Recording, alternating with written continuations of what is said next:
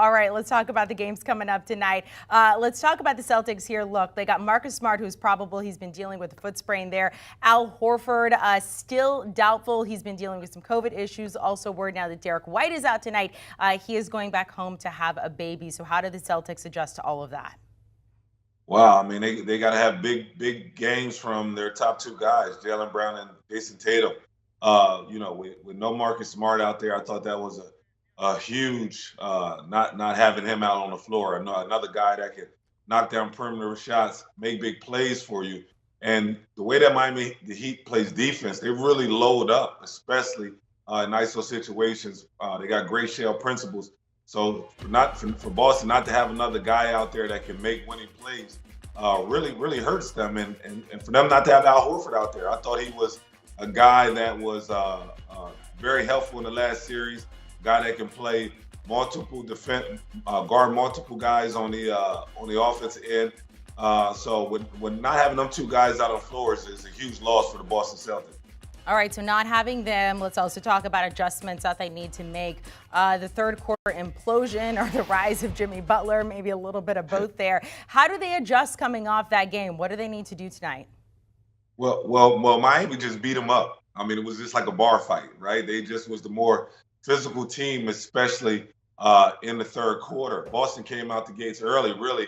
You look at the first 8 minutes of the game, they really had an easy time scoring the ball.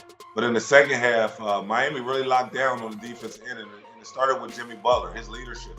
He's a guy that played both ends of the floor, really set the tempo on the defense end, getting the passing lane, getting easy steals. As a player, especially in the playoffs, we always say, hey, the most important minutes in the game are the last 3 minutes of the first half and the first 3 minutes of the second half. And Miami didn't do a good job of really coming out, really making their mark early in that third quarter. Let's talk about the Heat, and we got to talk about what Jimmy Butler's doing right now. That last game, putting up 41 points, 9 boards, 5 assists there. I mean, he's playing the best basketball of his postseason career. He's making history while he's doing it. I was thinking back to earlier in the season when him and Spo were going at it, and they got in a fight, and it kind of spilled onto the court there. I mean, he's got fire, and for better or worse, he's the driving force behind this team, it seems. Rip, talk to us about what he's doing in this postseason. Oh, yeah. I mean, anytime you have an altercation on your team, sometimes it can be a distraction. But when you're the Miami Heat and you were the number one seed, number one team in the East all year long, sometimes you're going to have situations like that. And when everybody in that locker room got winning on their mind, they understand that, hey, you know what, we got to hold each other accountable. And sometimes it's the player holding the coach. Sometimes it's the coach holding players.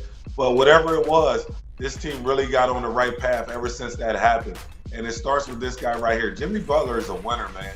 I got an opportunity to play with him in Chicago. He was my young pup, and he was a sponge. He was always learning, asking questions about the Pistons days, and just understanding the mental toughness that you got to win in playoff games. And it really showed in the showcase, especially since he's been a Miami Heat. This guy really does all the little things, and it's not just all about scoring with Jimmy. It could be defense, it could be rebounding, it could be getting guys open looks. He understands how to make winning plays for his ball club.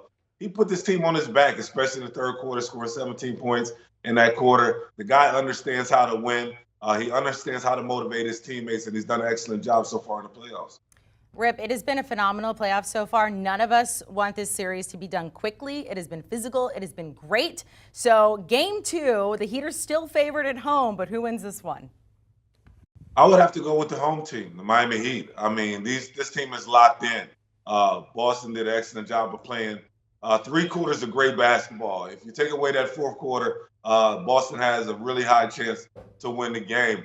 But I just feel as though, especially in the playoffs, Eastern Conference, it's all about adjustments. And I feel as though Miami Heat's going to do everything possible, really to feed off their crowd.